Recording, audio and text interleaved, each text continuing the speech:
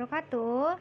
Jadi hari ini Ustazah akan menjelaskan tentang matematika yang judulnya perkalian bilangan 3 angka dalam bentuk soal cerita ya. Jadi kita sudah menghafal perkalian, sudah tahu konsep perkalian bersusun. Nah, sekarang bentuknya adalah bentuk soal cerita. Silakan disimak ya.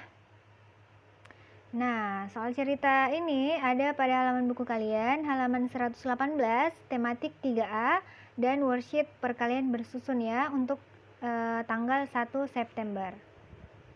Nah, soalnya ini sama soal pada buku kalian. Nah, soalnya adalah sebuah rumah sakit rata-rata, jadi rumah sakit katanya, rumah sakit rata-rata dapat menampung pasien demam sebanyak 276 orang. Nah, pertanyaannya, ada berapa pasien yang ditampung oleh 6 rumah sakit? Nah, diperhatikan ini ada 6 rumah sakit yang akan menampung, yang ditanyakan berapa orang semua yang akan ditampung apabila ada 6 rumah sakit. Nah, satu rumah sakit itu 276 orang. Nah, sekarang pertanyaannya, kalau 6 rumah sakit berapa ya? Nah, ini rumah sakit yang pertama, kedua, ketiga, keempat, kelima, keenam. Berarti ini ditambah ini, ditambah ini, ditambah ini. Nah, satu rumah sakit itu 276 pasiennya. Berarti 276 ditambah 276 ditambah 276. Nah, ini ya. Kan setiap rumah sakit katanya 276. Nah, kalau 6 rumah sakit bagaimana? Berarti 276 ditambah 276 6 kali. Berarti kalau dalam bentuk lain dia adalah 276 dikali 6. Ya kan? Nah, kalau kita mengerjakan berarti dalam bentuk bersusun itu 276 dikali 6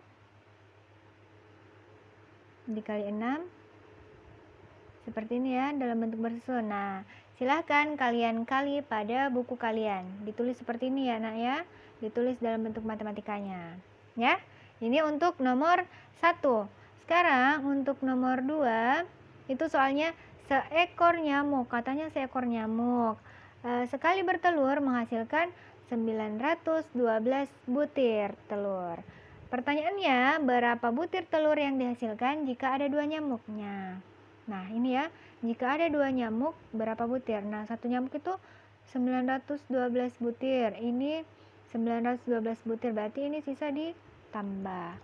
Dalam bentuk lain, 912 dikali 2 nyamuk. Nah, hasilnya itu adalah banyak butir telur pada 2 nyamuk ya. Jadi silakan dituliskan dalam bentuk bersusun untuk memudahkan kalian berkali. Nah, dituliskan seperti ini di bukunya. Silahkan dicari jawabannya. Oke? Nah, untuk soal yang ketiga, nah, sebuah rumah sakit setiap hari dikunjungi rata-rata, katanya pasien itu rata-rata datang ke rumah sakit 576 pasien. Nah, berapa pasien dalam 3 hari? Nah, kalau dalam sehari itu 576 pasien. Nah, katanya kalau 3 hari berapa? Nah, ini hari pertama, hari kedua, hari ketiga. 576, ini juga 576, ini juga 576. Dengan bentuk lain, 576 dikalikan 3 hari ya. Nah, silakan dicari jawabannya, ditulis di bukunya ya. Lanjut di nomor 4. Nah, pemerintah menyiapkan bantuan kaleng penyemprotan pembasmi nyamuk untuk satu provinsi. Nah, satu provinsi katanya 375 kaleng. Pertanyaannya, jika ada 8 provinsi yang akan diberikan bantuan kaleng penyemprotan pembasmi nyamuk, berapa jumlah kaleng yang disiapkan pemerintah? Nah, katanya ada 8 provinsi, setiap provinsi 375 kaleng. Berarti 375 dikali 8 ya. Berapa? Nah, dilakukan dengan cara bersusun kalau mau gampang nak ya. Oke? Nah, silakan dilanjutkan. Nah, sekarang Ustazah akan membacakan sebuah pada Al-Quran itu ada kata-kata atau yang berkaitan dengan penjumlahan, pengurangan, dan perkalian serta pembagian. Jadi bukan cuman di dunia nyata ya, tapi ternyata matematika itu dibahas juga dalam Al-Quran. Masya Allah ya. Itu kenapa mungkin kita disuruh belajar matematika ya.